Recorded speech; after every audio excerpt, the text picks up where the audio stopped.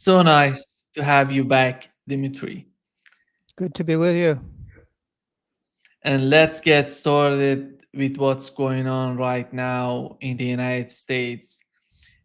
We had different voices coming out of the policymakers in the United States in the West.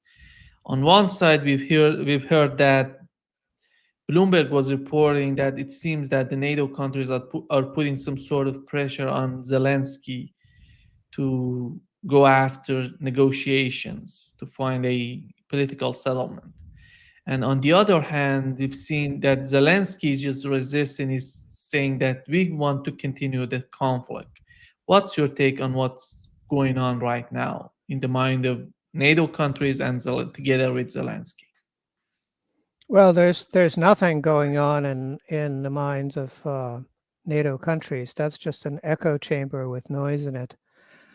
What's going on in the United States is the recognition that there has been a palace coup in the White House, and Biden is no longer in charge. And those people who were advocating for um, rocket attacks on Russian territory have been sidelined. They've actually heard Putin at the Pentagon and realized that if they move forward with this plan, then they will lose the ability to fire rockets into Russia or anywhere else for that matter, because Russia has many means at its disposal and the United States has very few. And so the noise making apparatus within NATO has been pretty much cut free from anything that made sense to them. And now they're just basically their random thoughts rattling around in their brains and random words are coming out, but they don't have a policy with regard to the Ukraine. Now, uh, there's also Zelensky, who has to have some sort of an act, right? He's an actor, he's a clown. He has to have some sort of a clown act. And so now he's talking about victory, which is the most ridiculous thing he could possibly talk about. But um, why not? Why not make that kind of noise? And the fact is that all of the best parts of the Ukrainian army are being absolutely demolished in Kursk, which is being clean of all Ukrainian forces, slowly but surely. And then the rest of the Ukrainian army is retreating on foot. They advance on various personnel carriers and tanks and trucks, etc. Then all of their equipment gets demolished, and then they retreat. They either surrender or they retreat on foot. But it's quite a lot of territory, so they retreat slowly. And so that's taking a long time. But basically, it's a slow motion route. So, given that, what chances are there of engaging the Russians in negotiations? And that word keeps getting reused, negotiations. What sign is there anywhere that the Russians would be willing to negotiate rather than secure outright victory, which is what they're busy doing? The thing is that Russia has said what it wants to achieve, and it's achieving these things. There's some mission creep with regard to um, demilitarization of the Ukraine because it had to take a detour and demilitarize all of NATO along the way.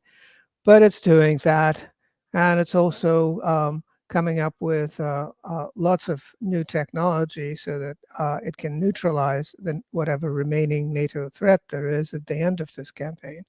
So, what negotiation can there be? And so the UN meeting is interesting because Lavrov is meeting with something like 20 different dignitaries from various countries.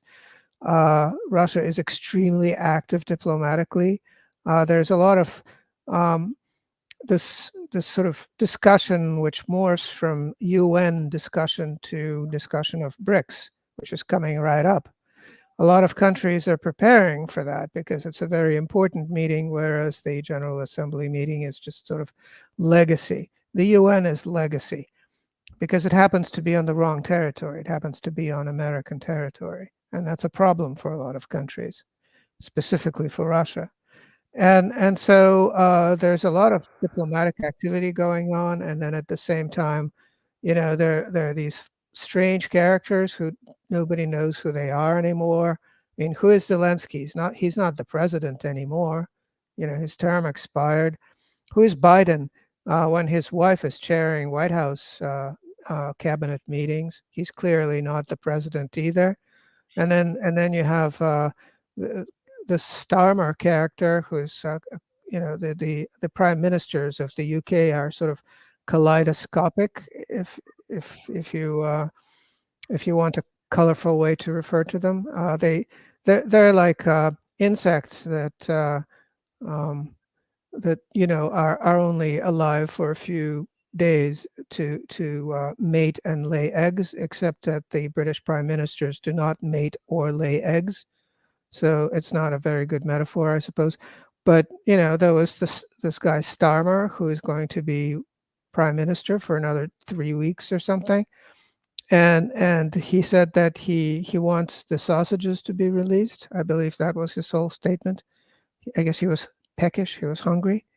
And he meant to say hostages in Israel, but he said sausages. So that's the level of seriousness of these people, and I don't see much of a reason to pay attention to them anymore. Life is elsewhere. You've mentioned Lavrov's plan to talk with many leaders. Do you think in these talks that he's going to implement, he's going to do, is the main issue would be the conflict in Ukraine, or something else would be much more important for Russia? Well, I'm pretty sure that nobody in meeting him will bring up the Ukraine. That's just not polite. Okay? And there's no reason to do it because that's Russia's business. So why would anybody want to meddle in Russia's business? There are lots of other things to discuss. The most important one is the unit, which is being introduced. It's been decided to be 40% gold and 60% a basket of currencies. Nobody knows what those currencies are yet and what percentages will be assigned to those currencies. So there are probably some hasty trade deals, some promises being made, some reserve requirements being spelled out, lots of little issues to sort out. So that's one issue. The other one is various countries want to be in on this new exchange mechanism that BRICS is putting in, so that countries can trade with each other without ever touching a dollar or a euro. So again, countries have to implement this system. They have to put in place secure electronic networks and connections. Some countries already have the infrastructure for it. Others have to somehow buy it or borrow money to build it, or invite somebody to build it, or sign contracts with companies to build it. So Lavrov is the natural interlocutor on all of such topics. And again, this is not UN business. This is far more important than anything that the UN could possibly engage in at this point. It's a legacy organization. The Security Council is impaired because basically the United States will veto anything remotely anti-Israel and remotely anti-Ukraine, and so there's nothing happening there, and nothing will continue happening there. And you talk about these new system, but who's gonna who's preparing the countries for this type of system? Who knows how does it work, and who's gonna prepare these countries to use this type of systems? Oh, there's no who. There's more of a what, and it's going to be a consortium-based effort. There's more. The world seems to be inching towards a consensus that the new development bank, which I believe is headquartered in Shanghai, will take care of the infrastructure needs of this entire program. That seems to be fairly clear. It also has become fairly clear that the International Monetary Fund will have absolutely no role to play in any of it, because they talked about holding the usual sorts of discussions with Russia, but then they got cold feet and ran away. So the IMF is not part of the picture anymore, it would appear, and it's been sort of jettisoned from the entire BRICS domain. And at the same time, Turkey is deadly serious about joining BRICS, it turns out, because not because of anything political, but because intelligent Turkish economists did the math and have figured out that there's no future for Turkey with the European Union, and that there's really no reason to stick around NATO now that NATO has shown itself to be defunct.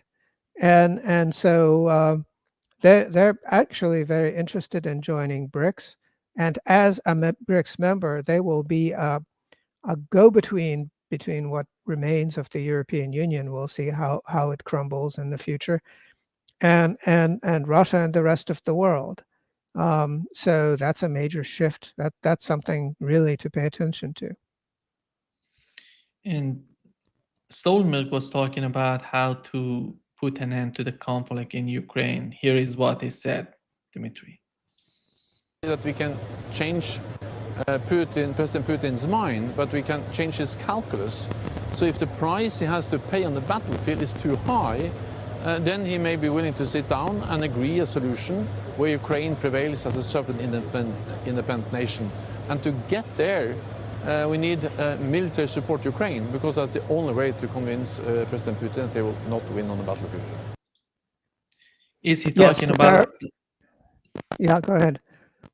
Is he talking about long-range missiles? Who knows what he's talking about? He's doing this, right? And that tells you that first of all, that tells you what his state of mind is. He's pretty much in agony. His legacy is zero. What he's achieved is nothing.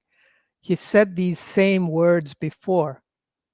We must raise the price for Putin in order to change his mind and bring him to, drag him kicking and screaming to the negotiating table so we can give him an ultimatum and blah, blah, blah.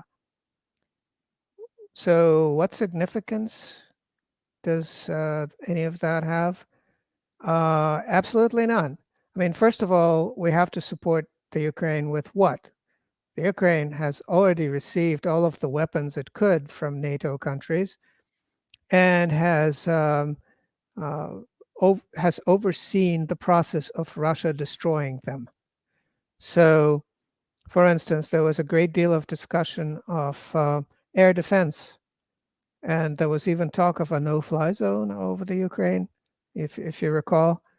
So what happened to Ukrainian air defense systems? The Ukraine no longer has any air defense, and Russia can do whatever it wants in the Ukrainian airspace without any risk whatsoever. And so that's done. Are they going to give the Americans going to give the Ukrainians more Abrams tanks? Well, those tanks burn really well and get stuck in the mud and are generally useless. And most of the ones that were already given have been destroyed with nothing to show for it. Are they going to give the Ukrainians a few more artillery shells? Well, that's a drop in the bucket compared to what the Russians keep sending to the front. They keep using this method of artillery barrages until there's nothing left, and then they move forward, and they'll continue doing that. So what is he talking about? Nothing. He's just producing hot air like he usually is, and he's doing this with his hands, which tells you that he's hysterical. And at least he's not doing this, which is what Hitler did. The worst things got for him at the front, the more he was pounding his fist in the air. As far as fist pounding in the air, that is more the counselor. If you look at his recent speeches, he's doing that Hitler thing. with the fist in the air. So I think he's in even worse shape. And when it comes to Ukraine, and you mentioned that Zelensky is no longer the president of Ukraine, but in terms of having any sort of election in Ukraine, do you think that would change? How do you find, do we know anything about the Ukrainian people? How do they feel about the current phase of the conflict? Because all we know about Zelensky and his administration, but how about the people of Ukraine, those people who are still living in Ukraine, who are not necessarily in line with Zelensky and his policies in the continuation of the conflict? They may want to live in that region without having any sort of problem with Russia or even with the European Union. Can we hear? Do we know anything about them? Because these people are voiceless. Nobody's talking about them. Well, they're not just voiceless, but they know better than to open their mouths, because opening your mouth can lead to your death, or at least cause you to get beat up or locked up by Zelensky's thugs. There is no opposition in the Ukraine, political opposition. They've all been, they've either fled the country or they've been killed or they're in prison. There are a lot of political prisoners in the Ukraine, which is something that nobody talks about. People know better than to venture forth with their political opinions, should they have any. That's on the one hand. On the other hand, there are a lot of brainwashed people in the Ukraine who watch television, and in order to not go insane, they've sort of gaslighted themselves into supporting Zelensky and being patriotic and supporting the military, except when the military comes to draft them, in which case they run away. So that's just words and deeds don't really agree with each other. And then there are a lot of people who are very, very patriotic, and then they pay a huge bribe to get out of the Ukraine, and then they remain very, very patriotic because they know that if you're a patriotic Ukrainian in Europe, you stand out than if you are, say, pro-Russian. So given that this is what the politics in the Ukraine are like these days, how likely is it that the pro-Russian majority in the Ukraine is actually going to step forward and vote for peace with Russia? Well, no chance at all. The way people should look at it is that it's not a war with Russia. Russia intervened for humanitarian reasons, but it's really a civil war within the Ukraine itself. And the other point would be right now, and do you find it, the way that they're talking about the continuation of the conflict, do you find it still related to the 2024 presidential election in the United States, or they're really thinking of having the continuation of the conflict? They're thinking that they can weaken Russia through this process.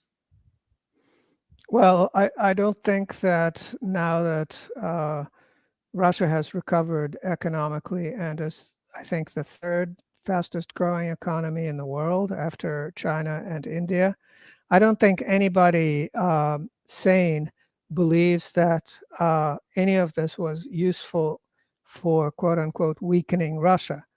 If you try to weaken something and it becomes stronger, then you probably aren't weakening it and maybe should try something else. Now, the point is that there's nothing to be done from the point of view of trying to weaken Russia. Those are just basically words that people use. It's not happening. And in terms of the presidential election, well, Putin said that Harris is his choice. So we're just waiting for Kamala Harris to get elected. There's nothing else to pay attention to. And if that doesn't happen, well, we'll have Trump for 4 years. But what difference does that make? It doesn't matter who is the president in the United States. The country is going to go in the same direction regardless of who's in the White House. It seems that in the European Union, Macron recently was talking about having relationship with Russia in the aftermath of this conflict. Do you think that they have started thinking about putting an end to the conflict in terms of their mind in the European Union. Because Macron was one of the leaders when this conflict started. He really wanted to have some sort of negotiations between, when this conflict started, between the West and Russia. And during this conflict, we've seen that he has changed his position totally. And right now, it seems that he's getting back to his first position. How do you find it right now in the European Union in terms of France? In terms of France, France is a country with a very strange government where people vote a set of parties and another set of parties is in government. Also, the French are quite vehement, most of them, that Macron should not be the president, that he should resign, and yet he's not resigning. And that is part of an overall pattern. So Macron had a pretty good relationship with Putin and with Russia. Except that at one point he had confidential discussions with Putin, which were designated as confidential, and then turned around and leaked the whole thing to the press, causing the Russians to say, okay, we won't talk to Macron ever again. Because that's a typical sort of reaction when somebody behaves so dishonorably. So Macron is never going to talk to any Russians ever again. That is something to understand. He's a political corpse, the way the Russians think about it, a political corpse. And why would a political corpse get involved in something that is, from the Russian point of view, an internal affair? Because the Ukraine at this point is, for the Russians, an internal. Well, no reason at all. So whatever Macron is saying, he has to somehow fill space and appear before audiences so that people remember his name, remember that he's still sort of the president. What difference does it make? It doesn't make any difference at all. Macron is very eager to make sure that France continues to receive enriched uranium from Russia, because without it, it's lights out in France. So that's the one thing that he should be focusing on. Everything else is secondary. Dmitry, you mentioned that Russia would decide about this conflict on the battlefield, but we know at the end of the day, as Peskov pointed out, at the end of the day, there has to be some sort of negotiations, because without having negotiations, it's not possible to put an end to this conflict. In your opinion, what would be the conditions that Russia would consider for any sort of negotiations? How do you see that path? Well, look, Napoleon invaded Russia and negotiated his way by losing, I think, 90% of his army and abandoning it and fleeing to Paris. Hitler invaded Russia and negotiated his way out all the way to shooting himself in the head in the bunker. Americans, with their Ukrainian proxies, invaded Russia, and now that Kursk has been violated, that's an actual invasion of Russian territory, as opposed to a Russian limited intervention in what was at that point a foreign instigated civil war within the former Ukraine. So what will happen to Washington? Will they negotiate themselves to the point where the United States is no longer united? That could happen. The point is, you don't attack Russia and then expect to end with negotiations. You expect to end with unconditional surrender. And people should really get it through their heads. And if they can't, they should study some history. But in the eyes of, do you find it that in the eyes of the United States it's the same as you've mentioned? Because it seems that they're thinking of this conflict differently. They don't see the conflict the way that Russia, and as you've mentioned, is seeing right now. Well, no, that's changed. Okay, so the people in the White House until very recently perhaps had the worldview that that made them think that they could attack Russia and Russia wouldn't attack them. That okay, well, maybe the Ukraine will be engulfed in nuclear flames, and maybe Russia will even attack Europe, and wouldn't that be a wonderful thing? Americans really don't care about the Europeans, but the United States, of course, would be inviolate, because the moment the United States gets touched, it's World War III and the world goes up in flames, and the Russians would never do that. So Putin put an end to that line of thinking. Not Putin personally, his Minister of Defense, Belousov, has contacts with the Pentagon. In spite of everything, there are still lines of communication open. So he, I suppose, I think what he did was he sent over a target list of objects within the United States that would be destroyed if long-range rockets were used by NATO members staged on Ukrainian territory against Russian territory. And the Pentagon people looked at it and said, well, yeah, okay, we need to step down, and called the White House and said, you basically maneuvered us into a military dead end, where if we make a move, we get destroyed, and we have nothing in response. And so let's not do this. And that's when the palace coup in the White House happened. That's when Blinken got sidelined. That's when Biden was told that he never makes any decisions again, which is a good thing. He won't be blowing up any more Nord Stream pipelines, I guess. And suddenly it turned out that there won't be any rockets sent into Russia. There won't be. Which is a very reasonable thing to do. You see, the political people, they don't understand anything. So they kept talking about these ATACMS, for instance, rockets, which the Russians can shoot down all day. There really is nothing that the West has that the Russians don't know how to shoot down very effectively. So all of these attacks on Russian territory are futile, except that the United States will get hurt as a result. So, for instance, if a certain rocket is used to attack Russia, the Russians will shoot down that rocket, and then they will shoot down the factory that makes that rocket in the United States to make sure that there are no more of those rockets. That will be the plan.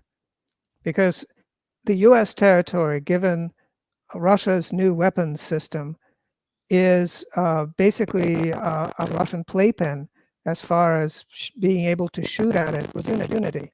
And what States response? Oh, they shot down our factory, therefore let's start World War III and attack Russia with nuclear weapons, and Russia will respond and we will all die. Is that the plan? Will Americans kill themselves using Russia if Russia lives up to the promise and attacks objects on the ground, military installations, military factories on the ground in the United States? No, it wouldn't. It would suck it up. It would just basically fold, realize that, you know, it's done, and do nothing, and say, please don't do this again, and we'll be nice from now on. So that's what's happening now, is the entire political neocon thrust of let's weaken Russia, let's drag Russia kicking and screaming to the negotiating table so that we can deliver our ultimatum and draw lines on the map where we wish them to be. That's done. That's over. You mentioned how Pentagon changed the mindset in Washington. Do you think we are witnessing a moment that people who understand the war, who understand the consequences of any sort of war between the United States and Russia, are prevailing in the United States? Or we can say the technical people are prevailing. are just winning over ideological people? The ideology is definitely dead. The neocon has been shown to be suicidal. And the difference is that the military people in the Pentagon are not suicidal. They're looking forward to their next promotion, to retirement, to working as consultants for a military contractor and getting huge salaries and then buying a big yacht, and sailing around and drinking in marinas in Virginia somewhere. That's what they. I've been on a boat in Virginia, and I've talked to those retired Pentagon people. That's their dream. That's what they want. They don't want to die in a nuclear flame. They don't want to spend the rest of their life in a short, though it will be, locked up in some nuclear bunker. They don't want that. And they're realists in the sense that they know what the result of a certain action will be. So the Russians told them what they will do. And the Russians said, they didn't threaten, they just basically said, here's what we'll do if you do X. If you do X, we will do Y. That's a promise. And so the Americans said, okay, therefore, we will not do X because Y is bad for us. Okay, so if you talk about ideology is something else. This is not ideology. This is arithmetic. It's military arithmetic, but it's still just arithmetic. You do not sustain a level of damage you cannot afford to sustain. First rule of war. So there are people in the Pentagon smart enough to know that, and that's what happened. Reuters reported that Russia is talking with Houthis through Iran, the government in Iran, to send them missiles in order to confront the United States. Do you think that, first of all, how do you find this report? Does it have anything with the reality? They're making it. Whose report is it? Reuters. Oh, yeah, they dreamt that up probably. You see, they have a university and several institutes devoted to the research of rocketry, and has made major breakthroughs. They didn't. I don't think they got rockets from Russia, but they may have received some Russian scientific papers from Russia, and enough of them know how to read Russian to have figured it out. So the Houthis can make their own rockets. Thank you very much. They're very good at it. They're smart people. And so it wasn't necessary for Russia to send rockets to Houthis, which is an uncertain thing. There isn't really a secure line of communication, of logistical line, from Russia to Yemen. But the Houthis have a very impressive stockpile of weapons of a kind that the Americans have no idea how to make. And that is rather significant. And they have proven that they can reach Israel in 11 minutes from Yemen, which is hypersonic, and they can hit a target, such as a military base in Israel. So that seems like a really good demonstration from their point of view. That was pretty much all that they were striving for, and they demonstrated their ability, their proven ability.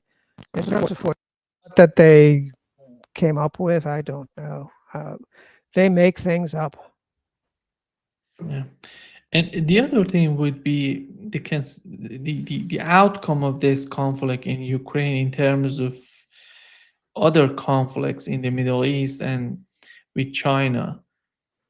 Do you think that we are getting to the point that we would see more confrontations between Russia and China and the United States, or we are witnessing some sort of understanding? Because if you do this, we're going to do that in Africa, for example, in the Middle East.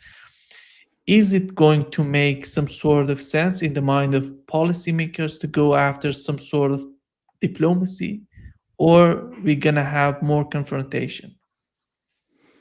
I think neither. I think the United States is depleted in terms of its ability to influence things beyond its borders.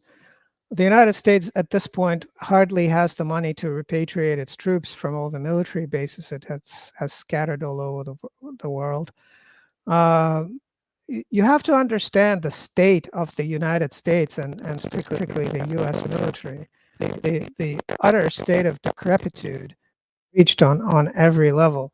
For instance, it just sent an aircraft carrier, Harry S. Truman, to the Middle East. For what purpose? It already knows that it cannot reach any of the areas that it might bomb in the Middle East without mid-air refueling, and those mid-air refueling tankers are, they're very easy targets. And at the same time, it knows that everybody now has rocketry that can reach the aircraft carrier if it's within 300 nautical miles of any coast. So what use is an aircraft carrier in that instance? But that's not all. To make the situation worse, the only refueling tanker ship that the Americans had just ran aground in the Gulf of Aden. And so the only way the aircraft carrier group can now be refueled is by docking somewhere. So what is it? Is it going to sprint to the Middle East and then sprint out again for refueling every time? How useful is that? And the Americans are talking about building more of those ships, but the one that they have ready to go isn't, which keeps happening to them. They build something and then it turns out to not work. And so nobody knows when it'll actually be certified for active duty beyond territorial waters. And other ships of the sort that they were planning to build are backordered, and nobody knows when they're going to be built. So that's just one example, right? That's one example. The nuclear navy that was the pride of the United States is now useless, completely useless. How much more of these assets that the Americans think they have are completely useless? And you have to keep in mind that the rest of the world, Russia and China, are moving forward faster than ever before in terms of weapons development and in terms of their ability to project power anywhere in the world, leaving the United States far behind. So what does that mean? It means that the United States has been outdone and should basically duck out, should stick to its own business. Yeah. And talking about the conflict in the Middle East, as you mentioned, right now we're having some sort of conflict tensions, growing tensions between Israel and Hezbollah. And do you understand what's the necessity of having this conflict? We had those bombings in Lebanon, and right after that, after these bombings, we had pagers and walkie-talkies bombings, and then they bombed Lebanon by using fighter jets. Netanyahu coming out talking about these are Hezbollah is responsible for what's going on in Lebanon. We are not doing that. We are not your enemies. And do you understand what would be the policy of the United States in the Middle East? Because it doesn't seem that they're having any sort of policy when it comes to Netanyahu and his administration. He's just doing everything as he just everything he desires to do. Well, Netanyahu is pretty much a loose cannon, but you have to understand that, if the war ends, he goes to jail. And the war isn't going very well because he said that Hamas would be taken care of in 2 weeks, and it's been a year, and Hamas is nowhere near being taken care of. And now nobody wants to trade with Israel because it's a genocidal state. It killed lots of women and children, and nobody wants to talk to it. And the Israeli economy has fallen apart because the port of Eilat on the Red Sea, the biggest port that Israel had, is bankrupt and closed and cannot operate because of the Houthis. And so what choice did Netanyahu have except to enlarge the problem by attacking Hezbollah in southern Lebanon? But you have to remember the history. So the first Lebanon war that Israel fought allowed Israel to occupy southern Lebanon for a while. Eventually, they pulled out.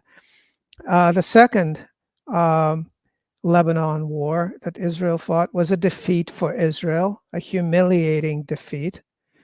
And since then, Hezbollah has become stronger and has secured its relationship with more allies in the region.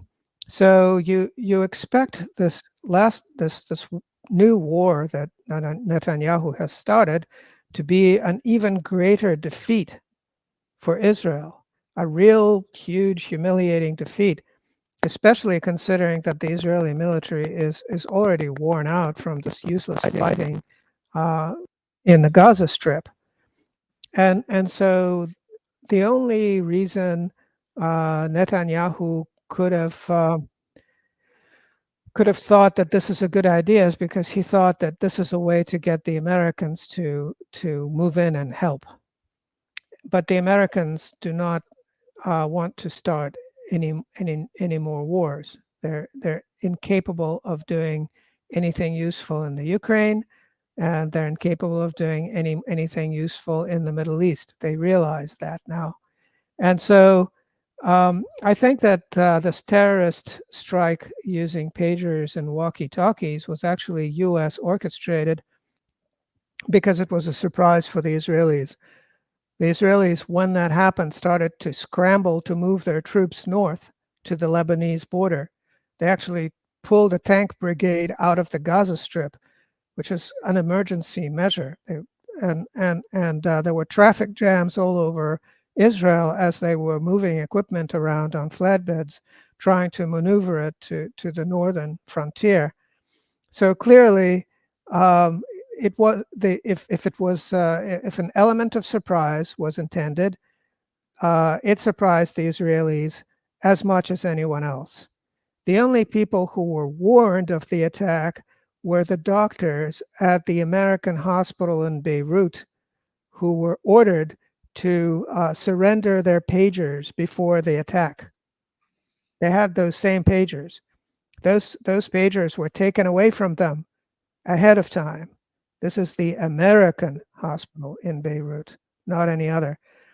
So what does that tell you? That tells you that this was an American provocation, terrorist attack, which the Americans are so. And the purpose of it was to make sure that the Israelis are painted as terrorists, because this was instantly pinned on them by the New York Times and other Western agencies. They were instantly blamed that the Americans will not help terrorists, and the Israelis are now terrorists, so the Americans won't help them. And to duck out of what are actually, I think, they're more or less treaty responsibilities to help Israel. But Americans always reinterpret whatever agreements they make in their favor. So in this case, they will not help Israel in their war against Lebanon. And now that Israel has started this war, it will probably end badly for them, more badly than the second war in Lebanon ended, I believe in 2006. Yeah. Thank you so much, Dmitry, for being with us today. Great pleasure as always. Thank you.